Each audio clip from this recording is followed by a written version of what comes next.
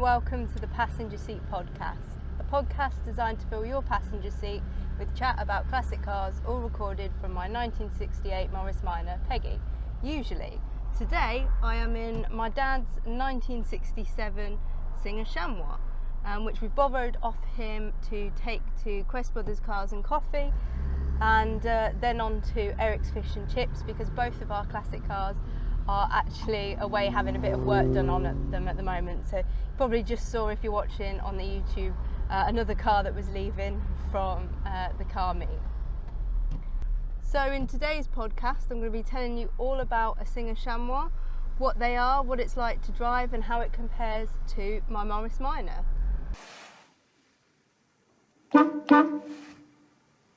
So you might not have heard of a Singer Chamois coupe before, but you've likely heard of a Hilman Imp. And a Singer Chamois coupe is just one of its badge engineered cousins. Roots were pretty well known for their badge engineering, much like BMC, but they were arguably more prolific at it. And the Hilman Imp is a great example of that. There were so many different versions and variants, as well as the fact that they sold the running gear and engines to Clan Crusaders and Ginetta G5s, just to name a few. The Singer Chamois coupe only ran for a small period of time. The Hilman Imps actually came out as a response to the fuel crisis in the 1950s, much like the Minis. They were actually hoping for it to come out before the Mini, and had been working on it for quite some time, as a lot of their big family saloons were really feeling the hit of the fuel crisis. But lots of manufacturing delays and design delays meant that it took a little bit longer to come to market, and it came to market in 1963 and carried on through till 1976. The Singer Chamois came out in 1964, but the coupe editions with the slopey back like Lulu only came out in 1967 and through till 1970. They kind of were phased out as part of Chrysler's rationalisation process, where they really slimmed down the amount of badge engineered versions that were available to reduce the amount of options that they had to produce for people. So a coupe like Lulu is quite unusual, but Hilman Imps themselves are much less frequent in what you see out and about than a Morris Minor. There was only ever 500,000 of them made, compared to the 1.3 million Morris Minor based vehicles that were made, and there's much fewer of them surviving as well. Singer Chamois are often seen as the kind of upmarket version of the Hilman Imp. They've got kind of veneer wood panelling in here, comfy reclining seats, the coloured contrast stripe down the side, which is quite similar to what you'd see on the Singer Gazelles at the same sort of time, so tying it in with the rest of the Singer range. There's also a few more dials on a Singer Chamois, and it's just generally designed to feel a bit more of a plusher, more luxurious experience for the driver. They also apparently have better soundproofing, which we're definitely experiencing today.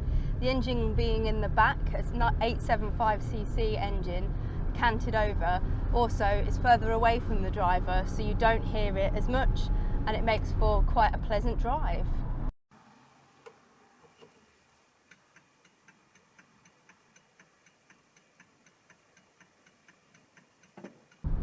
Now Lulu herself is quite particularly unique. Most of the Singer Chamois coupes that came in this colourway, which is polar white with the blue stripe down the side, came with a black vinyl interior. But when the original owner ordered her from Ladbroke Hall dealership in South Kensington, he asked for some special features. He asked for seat belts, he asked for wing mirrors, he asked for Ace Peak registration plates, and also for the interior to be made in a blue colour so that it matched the side stripe on the car. So we've had a few people come up to us and say, oh, it should have a black interior, but we've actually got the original bill of sale, which has all of his special requests listed on it, so we can say no, it's what it left the factory with when it was ordered. And we're lucky that she came with lots of paperwork like that. There was only 2 previous owners before my dad. Dad got her last year for his 60th birthday, He bought her off of owner number 2, who had bought it off of owner number 1 back in the 70s, when owner number 1 decided to sell it, and owner number 2 worked for owner number 1. So they'd seen the car, knew of it, really liked the look of it, and kept it for a very long time and enjoyed it for quite a few years after that. But they didn't put a huge amount of miles on it. It came to Dad with 44,000 miles on the clock, and since Dad's had it for that year, it's now sitting at 47,000 miles on the clock, being used for a few road trips and things with friends, which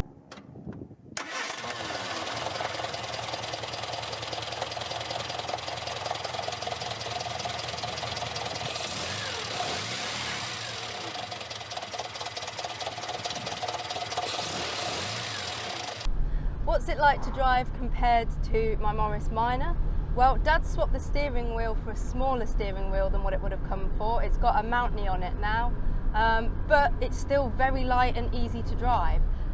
The weight not being in the front of the car means that the steering on the front wheels is very light and very enjoyable to kind of whiz round corners and things like that. Not that I'm doing that, Mum and Dad, if you're watching.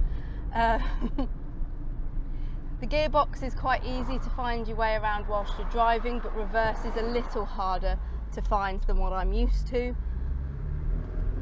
And you get up to 4th gear reasonably easy and quickly, and you'll sit quite happily at that as you go along.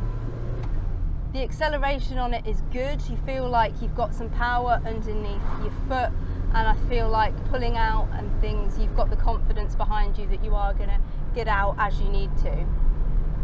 And that's why Mum and Dad have found it quite a usable car to go on those road trips with their friend who has a TR5, because it manages to keep pace with them pretty well, and they have quite good time in it in modern traffic. It will sit quite happily at 55 to 60 and really just hum along. In terms of usability and space, the back does have space for 2. It's not as spacious as the front. The front is very comfortable. There's loads of leg room. The pedals are just nicely placed, and Jamie's got loads of leg room as well. But the back seat is a little bit more crammed. We found that aside from kind of one sitting comfortably a little bit sideways, it can be pretty much a difficulty to get 4 adults in the back there, but it can be done. What's a better use of that space is folding those back seats down so that you get a nice long flat back load space where you can put lots of luggage if you're going on longer trips. Unfortunately, the coupe does not have the opening rear window that the Hilman Imps have, so you do lose out on the ability to load through the rear window, but it's not too difficult to get stuff in the back there regardless.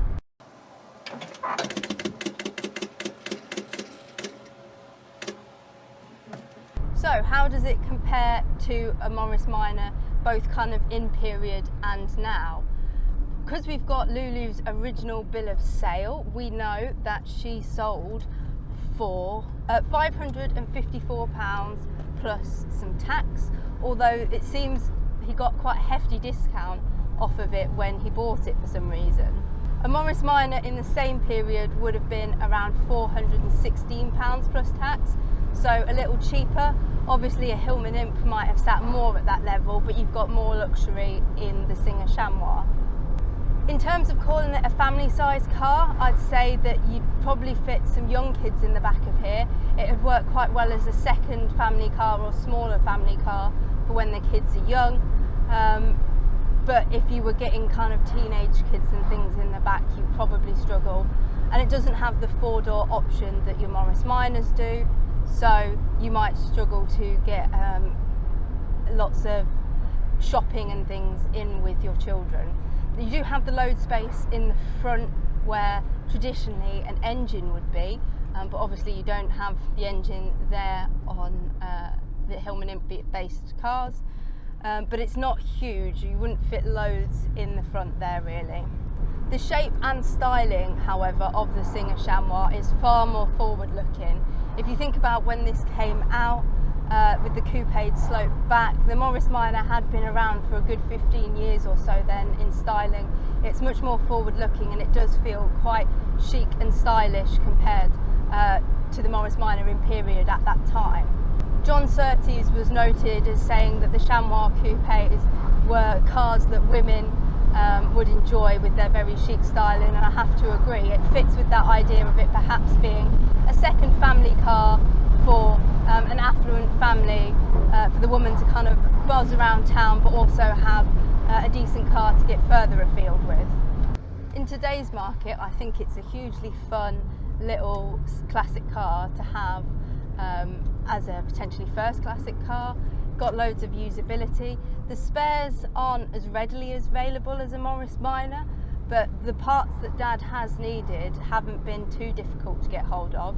You might struggle if it was your only car, but you could probably daily it over summer if you had other cars that you could swap in and out of if you were waiting for a part to turn up for it.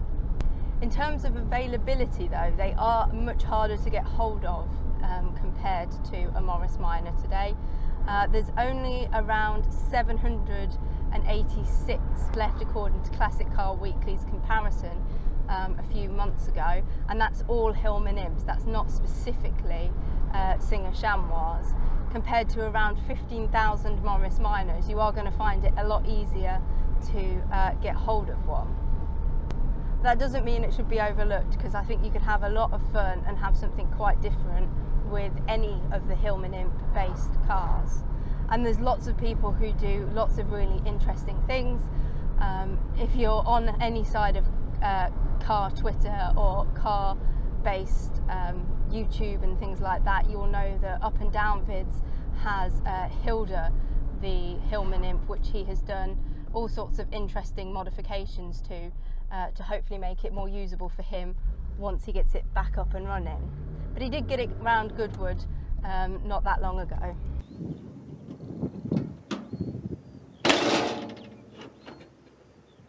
The beauty of a Singer Chamois is that you've also got multiple options for clubs. It'll fit nicely into the Imp Car Club, but you'll also be able to bring it along to Singer Owners Club shows, which is what we've mostly done with it, and be able to get support from both clubs with what you need and working on it. I guess it comes down to the last question now of what would I do 3 years ago, literally to this week, if I was looking to buy a classic car again, if I knew all of the things that I know now. Well, I can compare it to the A40 that I tried with my parents last year, and the Chamois definitely rates more highly than that. I can see why once they'd got the Chamois they decided that the A40 wasn't really needed within our fleet, and it's just so lovely to drive. It feels quite a bit more modern than the A40 did, and has quite a lot of comforts within it. But compared to the Morris Minor, that's a little bit more tricky. I do love Peggy, and I love all of her quirks and her usability and the spares availability, which is almost unrivaled really. And I think a lot of the things that I've done with Peggy would be more difficult in a Singer Chamois.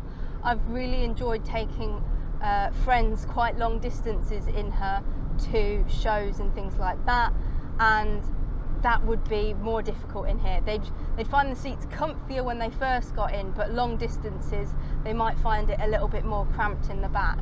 But if it is just the two of you most of the time and you're enjoying kind of shorter distances or road trips with quite a bit of luggage, there's a lot to offer with a Singer Chamois. However, if I was choosing in period, if I was going into a showroom like the original owner did back in 1967, and I was choosing between a Morris Minor and a Singer Chamois coupe, and I had the money possibility for either of them, well, it had definitely been a tricky choice, and I think I might well have been swayed by a Singer Chamois coupe.